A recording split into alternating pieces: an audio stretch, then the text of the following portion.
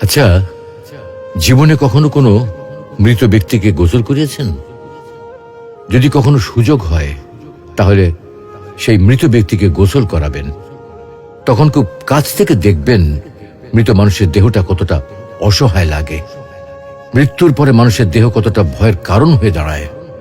সুযোগ পেলে রাতে লাশটা পাহারা দেবেন, তখন বুঝতে পারবেন প্রিয় মানুষটার লাশ রাতের বেলায় আপনার কাছে কতটা অদ্ভুত লাগে, কতটা ভয়ের কারণ হয়ে ওঠে, কতটা আতঙ্কের কারণ হয়ে যায়।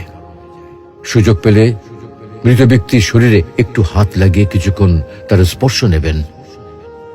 আপনি তখন উপলব্ধির সুযোগ পাবেন এই পৃথিবীতে বিশাল প্রভা প্রতিপত্তি মৃত্যুর পরে কতটা নির্যাতনের রূপ নেয়। সুযোগ পেলে আপনজনদের লাশ কবরে নামাবেন খুব আগ্রহ নিয়ে।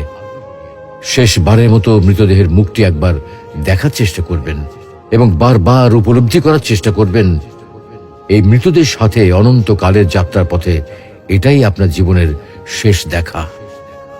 সুযোগ পেলে মাঝে মধ্যে কবরস্থানে গিয়ে নীরবে কিছুক্ষণ দাঁড়াবেন।